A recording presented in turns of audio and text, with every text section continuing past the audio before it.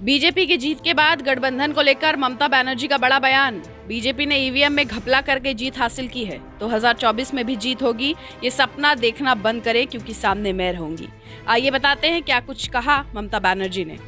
10 मार्च को आए यूपी नतीजों में बीजेपी ने प्रचंड बहुमत से सरकार बना ली है और इसी जीत पर ममता बनर्जी ने कई बड़े आरोप लगाए हैं और बड़ा बयान भी दिया है। असल में सपा की जीत के लिए बंगाल की मुख्यमंत्री ममता बनर्जी ने भी चुनावी रैली की थी, लेकिन नतीजों से ममता बनर्जी हैरान हैं। ममता बनर्जी ने शुक्रवार को प्रेस कॉन्फ्रेंस कर कहा कि ईवीएम में घपला करके बीजेपी ने सरकार बनाई। हमने काउंटिंग से 2-1 दिन पहले ईवीएम हेराफेरी की भी कितनी खबरें देखी। ये वो बंगाल में नहीं कर सके और न ही पंजाब में, लेकिन यूपी में कर दिया। हमें ईवीएम की फॉरेंसिक स्टडी की मांग करनी चाहिए क्योंकि उन्होंने लोकप्रिय जनादेश नहीं बल्कि मशीनरी जनादेश हासिल किया है। सुनिए उनका बयान। मेरे को जो लगा कि इतना ईवीएम का खिलाफ में कंप्लेन हुआ and Banaras DM is also suspended, so far I know, I have seen the paper.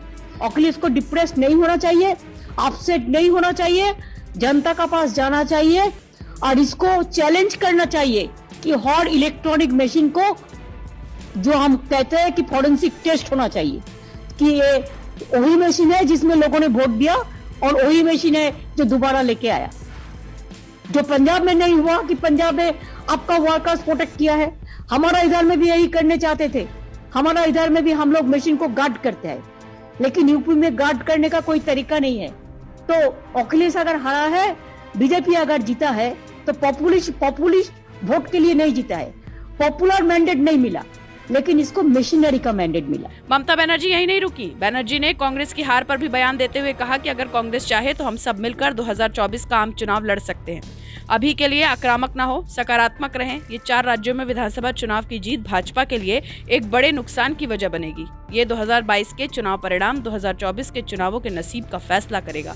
साथ ही साथ पश्चिम बंगाल की सीएम ममता बनर्जी ने पीएम नरेंद्र मोदी के इस दावे को सिरे से खारिज किया है कि 4 राज्यों के विधानसभा चुनाव में भारतीय जनता पार्टी की जीत साल 2024 के लोकसभा चुनाव के लिए देश के मूड को दर्शाती है। दीदी ने कहा, बीजेपी को दिन में सपने देखना बंद कर देना चाहिए। गौरतलब है कि यूपी विधानसभा की 403 सीटों में से बीजेपी ने 273 में जीत हासिल की है। समाजवादी पार्टी के खाते में 125 सीटें आई हैं। इसके मायने ये है कि बीजेपी ने सपा के 2 गुने से ज्यादा सीटों पर जीत हासिल की है। चुनाव में सबसे बुरी हालत कांग्रेस और बहुजन समाज पार्टी की हुई है। प्रियंका गांधी वाड्रा की अगुवाई में चुनाव में उतरी कांग्रेस को केवल 2 सीटें ही नसीब हुई हैं, जबकि मायावती की बीएसपी को तो सिर्फ 1 ही सीट हासिल हो पाई। बहरहाल आपकी क्या है राय? ममता बनर्जी के इस बयान को देखने के बाद हमें कमेंट बॉक्स में अपनी राय जरूर दें। हमारे चैनल को सब्सक्राइब करें, वीडियो को लाइक और शेयर करें ताकि हर वायरल खबर और चुनावों से जुड़ा हर बड़ा अपडेट आप तक पहुंचता रहे।